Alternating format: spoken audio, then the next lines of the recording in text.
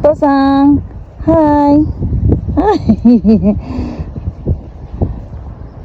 Ayan guys, tagahanda tayo sa pagtatanim ng ating black beans. Ayan. Ayan, letter L to ang tataniman natin ng ating black beans hanggang doon sa dulo. Ayan.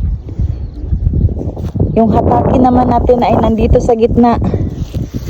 Ayan, time check. Ayan, alas 2 na afternoon. Ayan. Ayan, si Dana ay doon nagtatrabaho sa black beans natin. Tapos na tayo sa Palayan at tayo ay nandito sa ating hatake or taniman ng mga gulay. Ayan. For today's videos guys, for today's video, ayan. Tinanggal ko na ang mustasa natin dito dahil namumulaklak na sila. Yun ay wala ng pag-asa. Kailangan tanggalin na at naitapon ko na rin. Ayan, pinalitan ko ng bulaklak. Ayan, meron tayong sunflower. Meron tayong keto.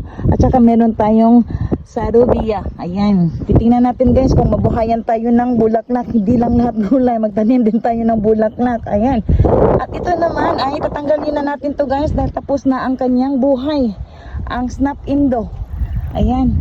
Tatanggalin natin to ngayon na papalitan natin ng sitaw. At dito natin ilalagay ang ating sitaw. Ayan. Dahil nandun na ang ating pipino at ang ating kamatis at yung ampalayan natin guys ay nandoon sa likuran ng bahay natin ilagay. Dahil ang purpose niya ay syempre ayan, curtain ang gagawin ko sa kanya. Ayan, curtain.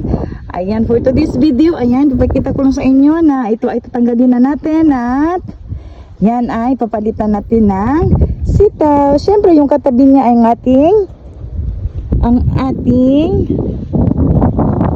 tawag to, singkamas.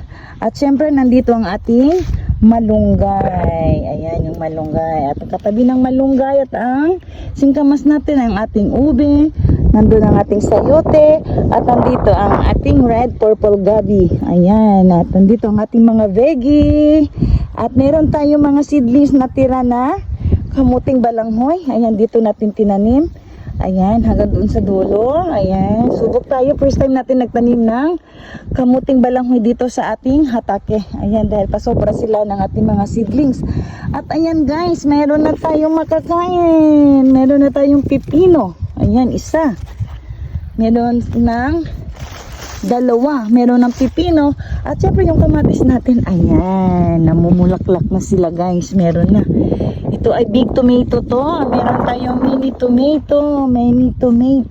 At yung talong natin. At syempre, ayan, nakapag-harvest na tayo ng zucchini.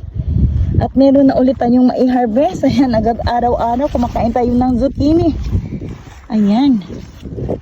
Meron na naman tayong mai-harvest. Ayan, ang laki. Ayan, marami pa guys. So, at saka ito, ayan, marami. Ayan, may mga followers agad tayong i-harvest ng ating zucchini. At syempre, ayun si Dana. Okay, that's it for today's video.